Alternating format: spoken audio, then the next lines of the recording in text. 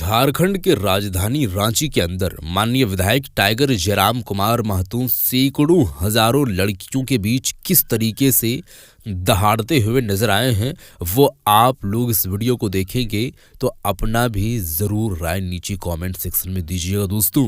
और देखिए, हर एक तबके के लोगों के और हर एक समाज के लोगों के और जितने भी हैं, यानी कि अगर देखा जाए तो नए पार्टी को बनाए हैं तो अभी इनको चाहिए कि काफ़ी सारे लोगों की प्यार इकट्ठा इनको करना पड़ेगा और कर रहे हैं अभी, ताकि ये जो है वो जनता के हित में क्या कोई अभी तो जनता के हित में ये आवाज़ उठा रहे हैं। जहाँ पर अवैध काम हो रही है आवाज़ को उठा रहे हैं। जो माफिया लोग हैं माफिया लोगों के लिए भी आवाज़ जो है वो बुलंद कर रहे हैं कि ऐसा नहीं होना चाहिए। बहरहाल जो भी है, लेकिन जनता लोगों के हित में यह आवाज़ भरपूर उठा रहे हैं। अब आगे किसका नज़रिया किस और किस अंदाज में जाएगा वो तो फ्यूचर ही बताएगा, लेकिन फ़िलहाल अभी तक यही है और आगे मज़ीद हम ये कहते हैं कि यही रहेगा, वही बेटर रहेगा। वरना जनता चुनती है तो जनता नीचे पटकना भी जानती है। बहरहाल इस वीडियो में हम बात करने वाले हैं कि अंतर्राष्ट्रीय महिला दिवस जो थी, उस दरमियान में टाइगर जयराम महतो का एंट्री होता है। वहाँ पर रांची राजधानी के अंदर में किस तरीके से किन मुद्दों पर बात उठाए हैं, ये सारा कुछ मैं आप लोगों के सामने नज़ारा इस वीडियो के अंदर में देने वाले हैं। वीडियो बाज़ाब्ता में आप लोगों को दिखाने वाले हैं, जिसे आप लोगों को बिल्कुल साफ तरीके से मालूम चल सकेगा कि किन मुद्दों पर यह आवाज़ उठाए हैं। मुद्दे काफ़ी होते हैं, एक मुद्दे नहीं हैं, अनेक मुद्दे हैं और उन सब सारे मुद्दों पर यह आवाज़ उठाना शुरू कर दिए हैं। जहां पर जाते हैं, जो चीज़ इनको लगता है कि इसमें काम होनी चाहिए, ये गलत हो रही है तो ये नहीं होना चाहिए, तो उस पर आवाज़ ये उठा देते हैं बिला झिझक, बिना की कोई डर के। जो भी है वीडियो आप देखें, उसके बाद बातें हम आगे करेंगे। वीडियो देखें। कल मिलेंगे। क्या कुछ अंतर्राष्ट्रीय महिला दिवस की शुभकामनाएं। होली खेले राजधानी पहली बार। हाँ, पहली बार राजधानी में होली खेल पहली बार। धन्यवाद। विधानसभा के अंदर कुछ कहेंगे? कहने वाले लोग विधानसभा के अंदर कहने वाले लोग लोकतंत्र संसार को बनाया है, उसने वास्तव में बनावट की दृष्टि से पुरुषों की तुलना में स्त्रियों को मुलायम बनाया है। मेरा तर्क सुनिएगा, क्यों हो सके मेरी आलोचना आप कर दें कि आप स्त्रियों के लिए मुलायम, सरल, कोमल शब्द का प्रयोग कर रहे हैं, लेकिन मेरा तर्क सुनिएगा। अच्छा, आपने मिट्टी के बर्तन को बनते हुए देखा? यानी 75 सालों में इस पुरुष प्रधान देश को महिला के लिए वो शब्द नहीं मिला कि अगर महिला यहाँ आएगी तो उसे क्या कहेंगे। अरे भाई ठीक है, पुरुष राष्ट्रपति हो सकता है, एक महिला के लिए तो अलग शब्द होना चाहिए था। ठीक है, या फिर कोई ऐसा शब्द चुनते राष्ट्रपति के लिए जो दोनों के लिए होता। बताइए, राष्ट्रपति महिला के लिए उचित है? यानी 75 सालों में असंख्य शुभकामनाएं। क्योंकि आज शनिवार का दिन है और हमें लगा कि शायद छुट्टी संडे को होगा, और हमें यह भी लगा कि शनिवार को शायद सदन चलेगा, सदन में बहस होगी, और हम अपना डायरी में लिख के आए थे। हम लिख के आए थे कि कोयला पे लेके किस दिन बहस करेंगे, विस्थापन को लेकर कब बहस करेंगे, जेपीएससी चेयरमैन की नियुक्ति को लेकर कब बहस करेंगे। हम पूरा 20 दिन का शेड्यूल बना के आए थे कि कब कब हमको क्या बहस करना है। और 8 तारीख को, चूंकि हमको आइडिया नहीं था कि 8 तारीख को शनिचर होगा, छुट्टी मिलेगा, आज हम अपनी डायरी में लिख के आए थे कि जब 8 तारीख को मेरा सदन में विधानसभा के अंदर जब मेरा बात रखने का समय आएगा, तो आज हम सरकार आसन के माध्यम से, आसन यानी जो सदन है, जो स्पीकर है, उनके माध्यम से राज्य की सरकार से आज हमारा मांग होता, डिमांड होता कि राज्य में 33% आरक्षण महिलाओं को तमाम नौकरियों में दिया जाए। ये मांग आज हम करने वाले थे, लेकिन चूंकि आज छुट्टी हो गया है, कोई बात नहीं। अभी हर एक विभाग का बजट पे चर्चा होता है। जैसे कल ग्रामीण विकास पंचायती राज के बजट पे चर्चा था, परसों कृषि विभाग के बजट पे चर्चा था, तो जिस दिन महिला कल्याण बाल विकास के बजट पे चर्चा होगा, हम आपको कह के जा रहे हैं और हम जो कहते हैं वो करते हैं। जब चर्चा होगा और उस चर्चा में जब हम भाग लेंगे तो पूरी मजबूती के साथ कहेंगे कि हमारी बहनों को, हमारी दीदियों को, आधी आबादी को कम से कम अभी 1/3 आरक्षण इस राज्य में देने का काम करें। चलिए, बहुत अच्छी बात। तमाम नौकरियों में, चाहे वीडियो बनने का बात हो, सीईओ बनने का बात हो, दरोगा बनने का बात हो, हवलदार बनने का बात हो, इंजीनियर बनने का बात हो, इस राज्य की तमाम नौकरियों में 100 में 33 महिलाओं को सुनिश्चित करना होगा, ये मांग रखेंगे। क्योंकि ये समय, ये 21वीं सदी का समय है, निसंदेह ये समय महिला सशक्तिकरण का है। लेकिन हमें इस बात को नहीं भूलना होगा, जैसा दमयंती दीदी ने अपनी व्यथा को सुनाया, देवेंद्र दादा ने भी अपनी व्यथा को सुनाया कि हमने संघर्ष किया है, सरकारों ने प्रयास किया है और आम जनमानस में भी ये चेतना जगी है कि समय बदला है। लेकिन इसके बाद भी हमें इस बात को मानना होगा कि आखिर ये जो समाज है, जो कई हजार सालों से जिसका अस्तित्व है, इसकी सोच कहीं ना कहीं पुरुष प्रधान रही है। ये जो समाज है, इस समाज का जो आधार है, इस समाज का जो व्यवहार है, ये आपको मानना होगा। भले वो आपके भाई हैं, आपके चाचा है, आपके मामा है, या आपके पति है, या आपके कोई भी है तो पुरुष। और ये समाज का जो आचरण रहा है, व्यवहार रहा है, वो कहीं ना कहीं पुरुषवादी रहा है। इसीलिए तो सन 1950 में इस देश के राष्ट्रपति बने थे डॉक्टर राजेंद्र प्रसाद। 75 साल बाद आज इस देश की राष्ट्रपति है द्रौपदी मुर्मू। उनको भी राष्ट्रपति बोला गया था और आज इनको भी राष्ट्रपति बोला जाता है। यानी 75 सालों में इस पुरुष प्रधान देश को महिला के लिए वो शब्द नहीं मिला कि अगर महिला यहाँ आएगी तो उसे क्या कहेंगे। अरे भाई ठीक है, पुरुष राष्ट्रपति हो सकता है, एक महिला के लिए तो अलग शब्द होना चाहिए था, या फिर कोई ऐसा शब्द चुनते राष्ट्रपति के लिए जो दोनों के लिए होता। बताइए, राष्ट्रपति महिला के लिए उचित है? यानी 75 सालों में इस देश के बुद्धिजीवी लोगों को एक शब्द नहीं मिला कि अगर कोई महिला यहाँ पे आएगी तो उसे क्या कहेंगे। राजेंद्र प्रसाद भी राष्ट्रपति, डॉक्टर एपीजे अब्दुल कलाम भी राष्ट्रपति, प्रणब मुखर्जी भी राष्ट्रपति, और प्रतिभा सिंह पाटिल और द्रौपदी मुर्मू भी राष्ट्रपति। तो ये आपको मानना होगा, ये पितृ प्रधान सोच की देन है। अब एक हम लोग कहावत पढ़ते हैं अंग्रेजी में, मैन इज मॉर्टल। कहा भाई वोमेन कहां चली गई? वो अमृत भी क्या है क्या? पढ़ा ना अपने अंग्रेजी में कहावत हो, मैन इज मॉर्टल। मैन माने क्या? पुरुष। महिला कहां चली गई भाई? तब दोनों शब्द दोनों को इंक्लूड कहने किए कि man and women are immortal, sorry मॉर्टल।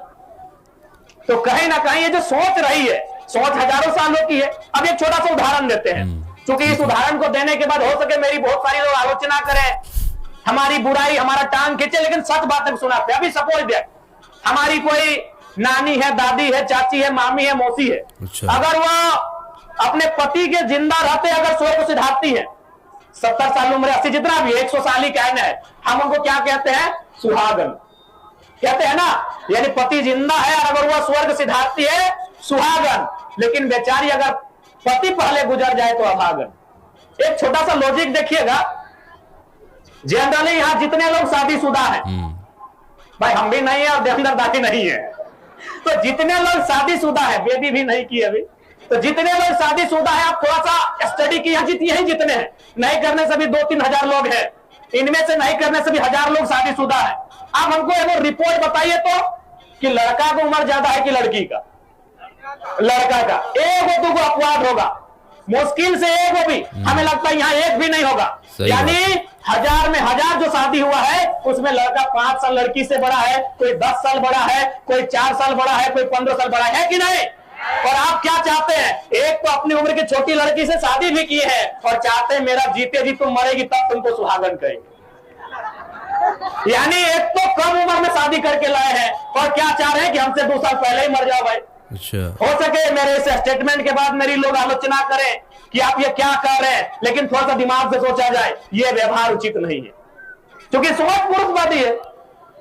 इस समाज का निर्माण ही पुरुषवादी सोच से हुआ है। सिंपल बात है कि तुमसे शादी भी करेंगे, तुम छोटी है हमसे 10 साल और हमसे 10 साल पहले से गुजर जाओ तब ठीक है। इसलिए चूंकि ढांचा पुरुष प्रधान का रहा है, बदलाव हुए हैं, संघर्ष हुआ है, महापुरुष चाहे ज्योतिबा फुल्ले रहे, डॉक्टर भीमराव अंबेडकर रहे, या तमाम महापुरुष संघर्ष किए हैं, लड़ाई लड़े हैं, लेकिन यह भी सच्चाई है कि 75 साल में महिला अगर इस राष्ट्र की संवैधानिक सर्वोपरि पद पर आ जाए तो उसके लिए एक शब्द नहीं खोज पाए हैं। यह भी सत्य है हमारे देश का। तो आज खैर दमयंती दी ने, जो हमारी तमाड़ की विधायक की प्रत्याशी रही हैं, बहुत सुंदर इन्होंने कहा कि जब आप इतिहास को लिखेंगे आने वाली पीढ़ियां आपकी कसमें खाएंगी।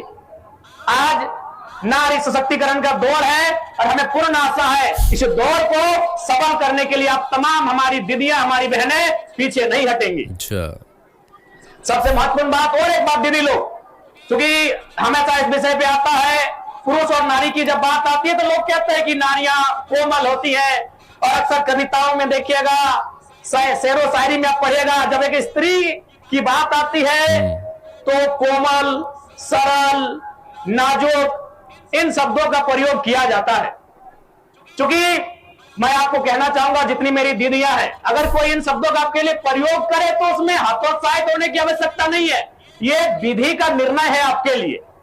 जिसने संसार को बनाया है, कोई ईश्वर कहे, कोई अल्लाह कहे, कोई वाहे गुरु कहे, कोई मरांग गुरु कहे, कोई बूढ़ा बाबा कहे, कोई प्रकृति कहे, जिसने भी ईश्वर, जिसने भी संसार को बनाया है, उसने वास्तव में बनावट की दृष्टि से पुरुषों की तुलना में स्त्रियों को मुलायम बनाया है। मेरा तर्क सुनिएगा, क्यों हो सके मेरी आलोचना आप कर दें कि आप स्त्रियों के लिए मुलायम, सरल, कोमल शब्द का प्रयोग कर रहे हैं, लेकिन मेरा तर्क सुनिएगा। अच्छा, आपने मिट्टी के बर्तन को बनते हुए देखा है? अच्छा, अगर एक बात बताइए, अगर मिट्टी कठोर है तो क्या वो बर्तन बनेगी? नहीं बनेगी ना। यानी मिट्टी को पानी में गीला करना पड़ता है, यानी कोमल। मिट्टी अगर कोमल बनेगी तभी वो बर्तन बनेगी। आपने लोहा को देखा है तलवार बनते हुए? क्या जो लोहा कठोर है, रड के समान है, वो तलवार बनेगा? नहीं बनेगा। उस लोहे को अगर आग में गलाएंगे, तपाएंगे, यानी कोमल, उसके व्यवहार में परिवर्तन करके उसे कोमल बनाएंगे, उसे नाजुक बनाएंगे, तभी वो तलवार बनेगा। तो मेरे कहने का मतलब है, कोमल उसको बनना पड़ेगा जिसको आविष्कार करना है। आप बिना कोमल बने, बिना सरल बने, बिना कोमल बने आप आविष्कार नहीं कर सकते हैं। आप देखो, जंगल की लकड़ी को ले आइए, वो लकड़ी तभी सीधी होगी, जो लकड़ी टेढ़ी है वो लकड़ी तभी सीधी होगी जो कच्ची हो, यानी कोमल हो। अगर वो सूख जाएगी तो टूट जाएगी, लेकिन सीधी नहीं होगी। इसका मतलब क्या है? अगर आपको आविष्कार करना है, आविष्कार मतलब सृजन, आविष्कार यानी नया, तो आपको कोमल बनना पड़ेगा। और विधाता ने स्त्रियों को उनके गर्भ में आविष्कार का जिम्मा सौंपा है। चलिए, बहुत अच्छी बात है। ये विधाता का निर्णय है, ये प्रकृति का अटल सत्य है कि जिसको आविष्कार करना है उसे कठोर बन के नहीं, कोमल बनना होगा। तो यदि आपको कोई कहे कोमल, तो भैया उसके पीछे कारण यही है कि आपके गर्भ में, आपकी कोख में, चाहे देवेंद्र महातो है, जयराम महातो है या दमयंती मुंडा है, उनका आविष्कार हुआ है। हमारा आविष्कार आपके गर्भ में हुआ है। तो अगर आप कोमल नहीं होती, आविष्कार हमारा नहीं हो पाता। मिट्टी बर्तन तभी बनेगी जब वो कोमल बनेगी, कठोर मिट्टी से बर्तन नहीं बनता है। तो यदि इस तर्क को जानना होगा कि विधाता ने स्त्री के बनावट को कोमल सांचे में इसलिए ढाला है तो उसके गर्भ से सृष्टि का सृजन होना है। और क्योंकि समय नहीं है, हमको अभी फिर धनबाद जाना है, फिर सुबह रांची आ जाना है, बड़ी भागना है। इतना कहेंगे कि स्त्री इस देश के महान साहित्यकार मुंशी प्रेमचंद, उन्होंने अपनी कालजयी पुस्तक गोदान में लिखा है कि एक इंसान को महान बनने के लिए 3 क्वालिटी होना चाहिए। अच्छा। त्याग, सहनशीलता और क्षमा। अगर एक इंसान में 3 क्वालिटी है, त्याग, सहनशीलता और क्षमा, तो इंसान महान है। लेकिन एक स्त्री जन्म से 3 क्वालिटियों के साथ आती है, वो जन्मजात महान है। पहला क्वालिटी त्याग। त्याग समझा? हाँ। त्याग मतलब बप्पा का घर छोड़ के ससुरा के घर आए, त्याग है ना। सबसे बड़ा त्याग तो यही हुआ कि आप जन्म कहीं हुआ, फले फूले कहीं, खेले कूदे कहीं और दौड़ के चले आए कहीं, सबसे बड़ा त्याग। ये त्याग नहीं कोई कर सकता, ये जन्मजात एक स्त्री करती है, इसीलिए वो महानता की श्रेणी में आती है। ठीक है। त्याग करते हैं ना। एक स्त्री विहीन होती है, विहीन बुझा, विहीन, अरे धान लगाने से पहले विहीन लगाते हैं, हाँ, हम लोग धनबाद बोकारो में विहीन बोलते हैं, अफर बोलते हैं, आप क्या बोलते हैं? विहीने बोलते हैं। तो एक स्त्री विहीन होती है, कैसे मालूम है? न विहीन लगता है एक जगह, लेकिन उसको उठा के फिर लगाना पड़ता है पूरे खेत में। वही होती है स्त्री, लगती है कहीं और, जन्मती है कहीं और कहीं जाके संवारती है, सजाती है कहीं और। दूसरा क्वालिटी है सहनशीलता। समझ रहे हैं? सहनशीलता माने सहना। चलिए, वीडियो आप लोग देख चुके हैं। नारी शक्ति का सशक्तिकरण को लेकर के, महिलाओं को लेकर के, चूँकि अंतर्राष्ट्रीय महिला दिवस था जो है वो 8 तारीख को, और 8-9 तारीख को दोस्तों सदन जो है वो स्थगित है। फिर 10 तारीख से शुरू है, 27 तारीख तक चलेगा। लेकिन इस दरमियान में 2 दिन और छुट्टियां हैं। कौन कौन दिन है ये जहन में नहीं आ रही है, लेकिन वो खैर वो अलग विषय है। लेकिन ये जो बात इन्होंने बोले हैं, तमाम जितने भी जो है वो उनके ऊपर में बात बोलते हुए नज़र आए हैं, महिलाओं के प्रति जो उनका सोच है, जो व्यवहार है, जो विचार है, वो आप लोग किस नज़रिए से देखते हैं ज़रूर बताएं दोस्तों। हवाला किस किस चीज़ों पर क्या क्या देते हुए नज़र आए हैं वो भी बात आप लोग सुन चुके हैं दोस्तों। अब टाइगर जयराम कुमार महतो जो बात बोले हैं, उस बात पर आप कितना सहमति जताते हैं वो ज़रूर बताइएगा। इस वीडियो को शेयर कर दीजिएगा। मिलते हैं एक और नई वीडियो के साथ, तब तक के लिए खुदा हाफिज़।